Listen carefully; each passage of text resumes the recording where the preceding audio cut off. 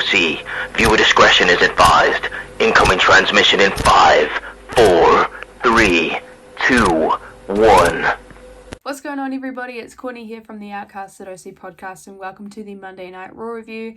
I'm not going to waste any time talking too much about the ins and outs of the episode. I'm literally just going to jump straight into the action because it was a packed Monday Night Raw this week. So we had a few video segments before we actually got into the main part of the show. So we got to see Imperium, Damage Control, and Jey Uso all arriving to the arena, and we had a quick Rumble recap. Now, we had Rumble last weekend, so we got to see some highlights and some segments from what had happened at the Royal Rumble, as well as seeing Cody Rhodes was walking backstage. Randomly, Pat McAfee's music hits and he comes out to the ring, and he obviously walks around to the commentary table, and Michael Cole just goes ahead and is like, yeah, breaking news, Pat McAfee's joining us now full time on Monday Night Raw. It's going to be me and him on commentary. And I'm like, okay. They really did the whole taking Kevin Patrick out and just decided to just chuck Pat McAfee back in. Like, I'm totally here for it. Personally, I really love Michael Cole and Wade Barrett on commentary. They have grown on me so much since they've started working together. I'm a little bit sad that I'm not going to have Wade Barrett on commentary anymore, but if I have Pat McAfee, like, I'm absolutely stoked. I'm so grateful he's back. Honestly, I feel as though the commentary in this episode of Monday Night Raw not only flowed super smoothly, but you could tell that Pat and Michael were actually just having such a great time together. So I'm super stoked that they're going to be the new Raw commentary team. Honestly, 2024 is looking up, even though it's been a rough couple of days in WWE. It's looking up for sure, so I'm very excited to see where we go from here. Speaking of looking rough, CM Punk comes out to the ring, and that's not a dig at him and his appearance, but it is a dig at the fact that he is now coming out with a sling. So he comes out and he starts talking in the ring, and there's a couple of rumours earlier on in the day basically saying that he tore his tricep in the Royal Rumble match, and yes, that has been confirmed. He has torn his tricep, which pretty much takes him out of Elimination Chamber and takes him out of WrestleMania. If he is to go and have surgery, it's going to take like 4 or 6 months for him to come back, which it's just Elimination Chamber is just looking hella bleak right now, and I'm really not down for it at the moment. But anyway, I digress. Let's get into what CM Punk has to say.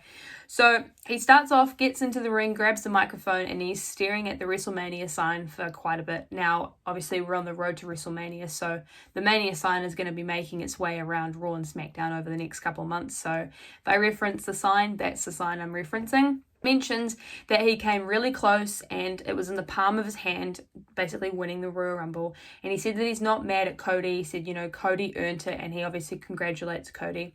And he says, that Cody's going to go ahead and go to WrestleMania and he's going to finish his story. And he said, I came close, but it doesn't count. I feel really unlucky, and yes, I have torn my tricep.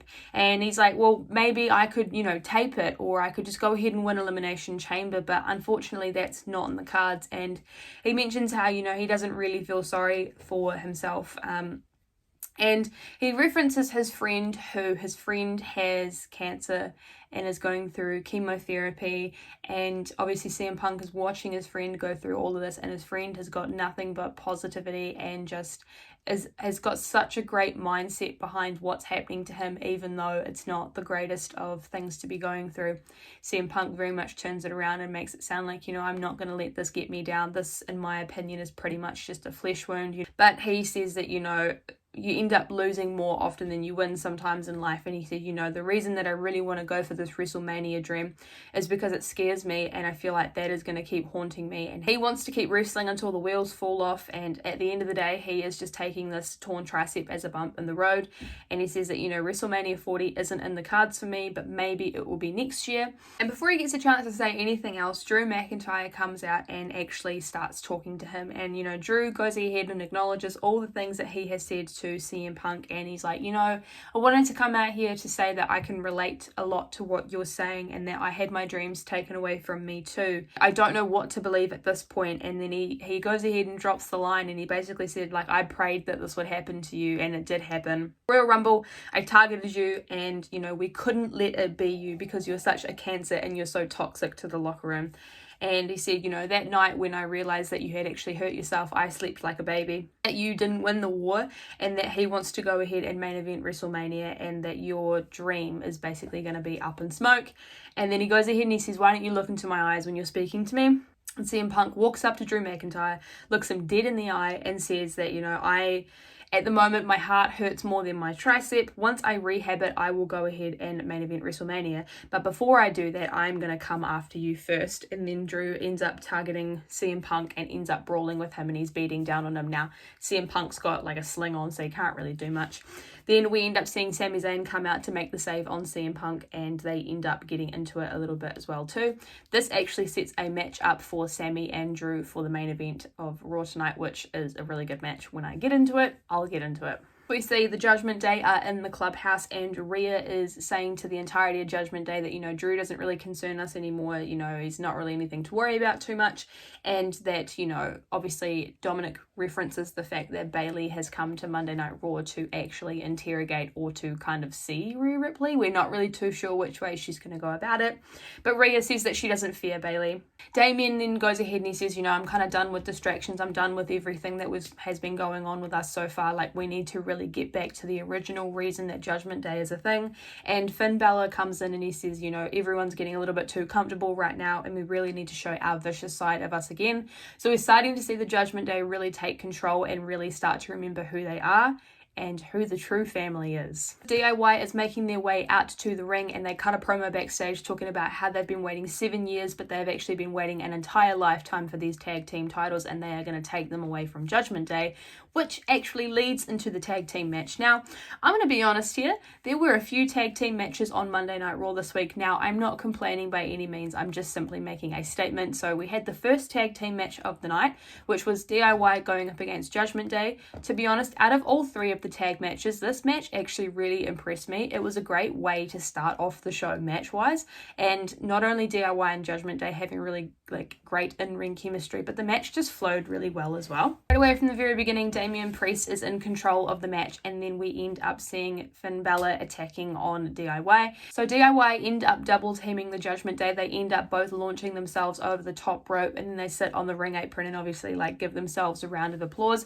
After this, we end up seeing Finn Balor hitting a really nice leg drop scissor kick onto Tommaso. Then we end up seeing both Finn and Damien distracting and taking advantage of DIY in the moment. End up seeing Tommaso Ciampa fighting outside of the corner, and Tommaso ends up reversing a DDT. Then we end up seeing Johnny Gargano hitting a DDT, and we see Tommaso Ciampa hitting White Noise, which unfortunately gets the 2 count on that one. Then we end up seeing DIY hit Meat in the middle, and more towards the end of the match, we end up seeing Damian Priest hitting his Razor's Edge, and Finn Balor finishes off with a coup de grace to retain the tag team championships.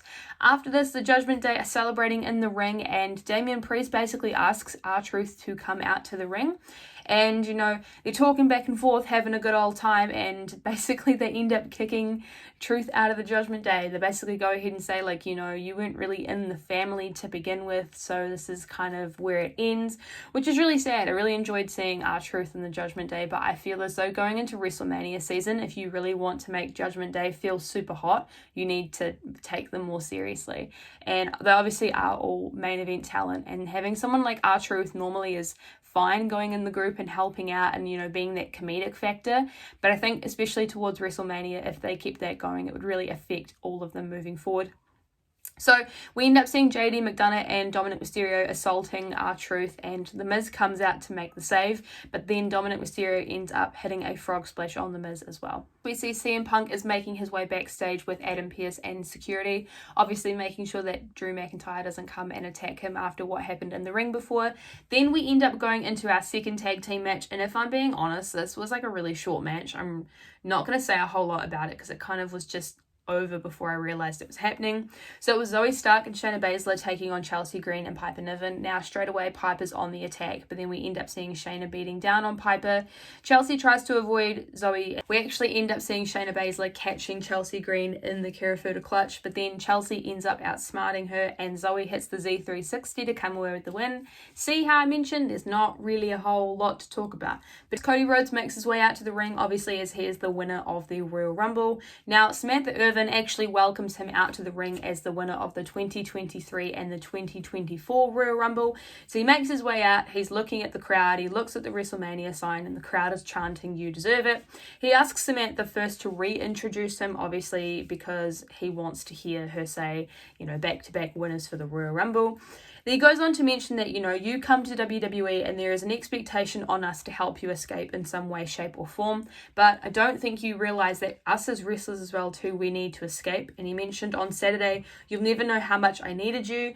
And he starts talking about how he wants to make WrestleMania 40 official when we hear none other than Seth Rollins' music, which I was kind of gooped by, not gonna lie. But I mean, my king is here. I'm happy to see he's able to walk and he looks better than he did last week and he's in a much more jovial mood. So I mean, when Seth is happy, I am happy. So Seth Rollins makes his way out to the ring and he starts cutting a promo with Cody and he asks him, he says, Tampa's right. At the end of the day, you did deserve that win for the Royal Rumble, so congratulations on that. And he goes, I know that we've had a few issues in the past where we haven't really seen eye to eye, but within the last year, we've very much developed a mutual respect for each other, so he congratulates him.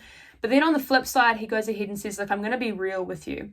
If you're going to go ahead to choose Roman Reigns at WrestleMania, you would be making a big mistake. And everyone's like, what? He's like, why don't you just fight me instead?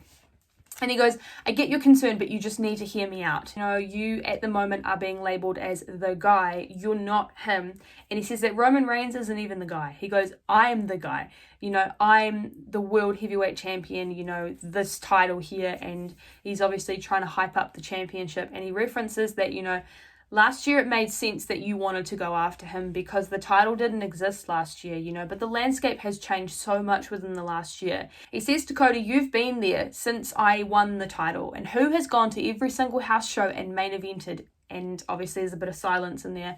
And he goes, and what title was defended on that show? He's asked, why has this come to be? And he goes, well, it's because everybody is sick of Roman Reigns' schedule showing up whenever he wants, maybe once a month, once every 2 months, once every 6 months. And he said that, Roman Reigns isn't a god. And he basically just says that we don't need him at all.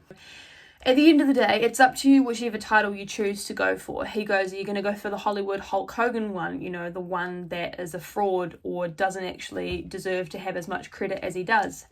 Or are you going to go for the Dusty Rhodes title, the workhorse blue collar title, the one that is signified by who is technically considered the best in between the ropes? About you and your choice. Think about it, but think about what's in here. Cody looks a little bit stunned by this, and he follows on and he says to Seth, he says, look, I have an insane amount of respect for you, and this is the last thing that I thought that I'd be waking up to and actually thinking about today.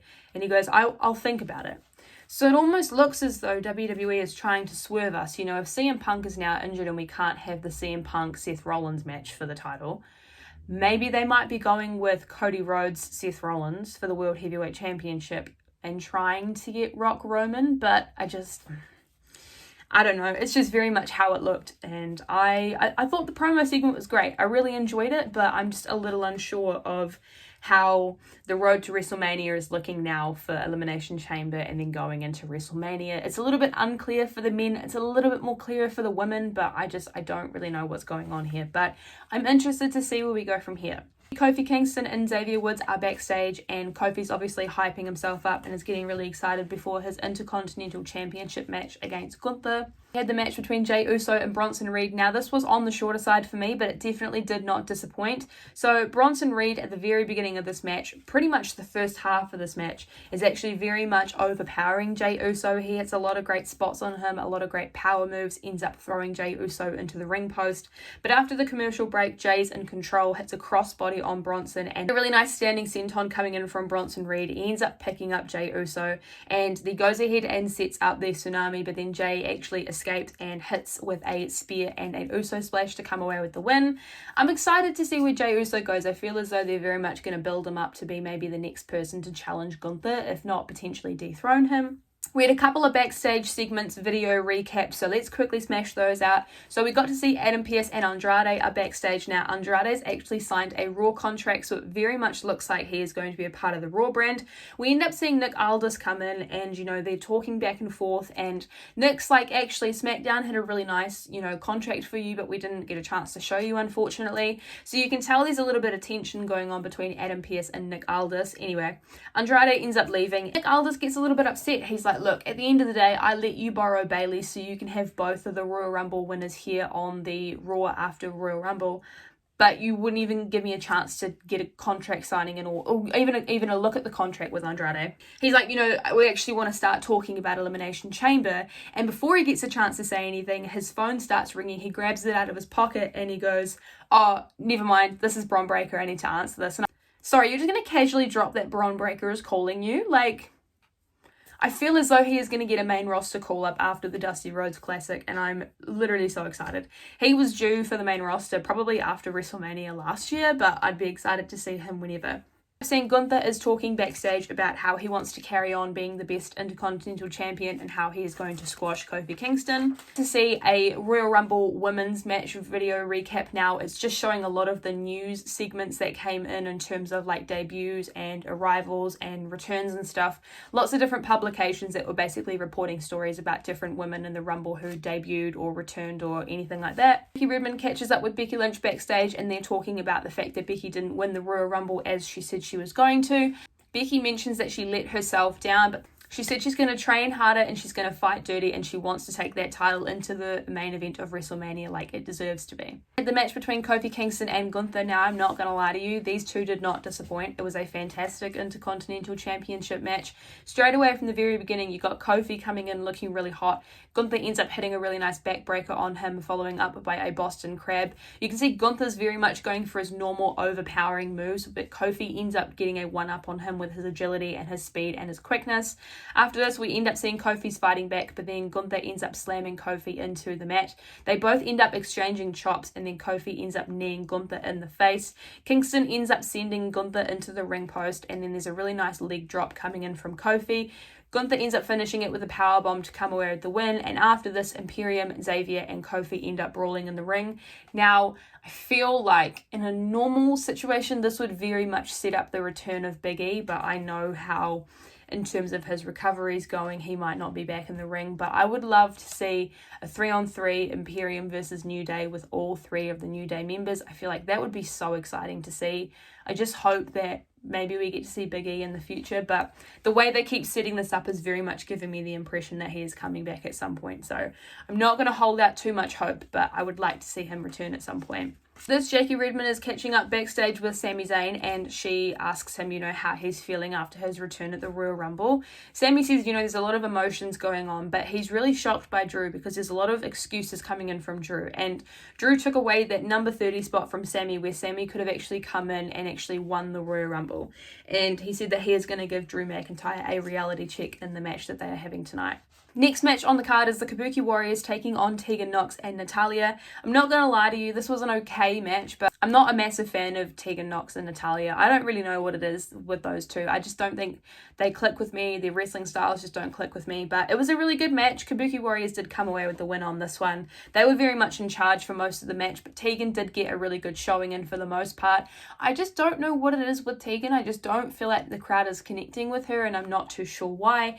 I don't know if maybe the crowd has kind of written Tegan off and is just thinking that they don't need to worry about her or she's not a big star. Even though she's really impressive in the ring, I just don't really understand what it is that, people don't like about her. But anyway, we got to see Kari hit a really nice insane elbow. I mean, whenever she hits one of those, it's always a good time.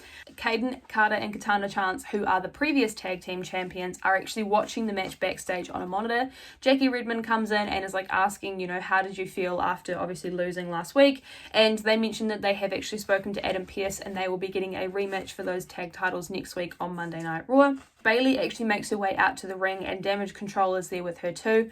Obviously, Bayley's talking about how she won the Royal Rumble and how for a long time she felt very overlooked. People always used to say that, Bayley loses a lot of her matches, she's underrated, or, something along the lines of she's not as great as she used to be, but she wants to prove everybody wrong, and I'm totally here for this. I feel as though Bayley has worked very hard over the last year and a half to get Damage Control over on the main roster. She's been an unsung hero within that women's division. She's been incredibly reliable, and I honestly feel like this is a really fantastic way to reward her for the hard work she's been putting in. She obviously mentions how she beat Rhea Ripley's record and how she wants to face Rhea Ripley at WrestleMania, and Rhea comes out and she is trying to cut a promo on Bayley. She starts talking and she's like, I wasn't really upset about the fact that you beat my Royal Rumble record because I wasn't in this year's Royal Rumble, so I mean that's kind of the only reason why you would have beaten it. Then Nia Jax ends up coming out and she just attacks Rhea Ripley from behind. They both make their way into the ring and they start brawling, but Nia gets the upper hand, hits 3 leg drops and then an annihilator onto Rhea Ripley. Nia walks up to Bayley, who's sitting in the corner of the ring, and you've got Bayley in the corner of the ring and then Damage Control was outside of the ring. And so Nia goes up to Bayley and goes, hey, why don't you just pick Io? She's like, why don't you just pick Io? And then she mentions that Rhea Ripley isn't making it to WrestleMania. And Bayley's like, oh yeah, I was just going to say I'm going to make my decision on Friday. She looks terrified. And then the camera pans to Io and Io's like, what? Like, Io looks really confused because she feels as though Bayley's going to come after her now. So the way that I see this going now is I actually see Nia Jax going up against Rhea Ripley at Elimination Chamber. And then obviously whoever wins Elimination Chamber in the women's match is more than likely going to go after Rhea Ripley. Fingers crossed that it's Becky Lynch, because I would love to see that not only live, but I feel as though her winning the chamber is probably the best way for her to get from that underdog story again, her to prove how great she is again to go up against someone like Rhea Ripley. We have one match to go. It is the main event. It is Sami Zayn taking on Drew McIntyre. Now, I really enjoyed this match. It was quite fast-paced. Both of the men got a lot of time to get their moves in. It was really great. Straight away from the very beginning, Drew McIntyre is overpowering Sami Zayn, but then Sami ends up jumping the ropes. We see Drew end up throwing Sami Zayn over the table, and it looks like he's about to get counted out. We see Sami hit a really nice sunset flip powerbomb, which looked very clean, followed by a tornado DDT. After this, Sami tries to set up the blue thunder bomb, but obviously Drew McIntyre is too strong and he can't get him up. Then we end up seeing Drew hit a Glasgow kiss, and then Sami ends up hitting a really nice superplex.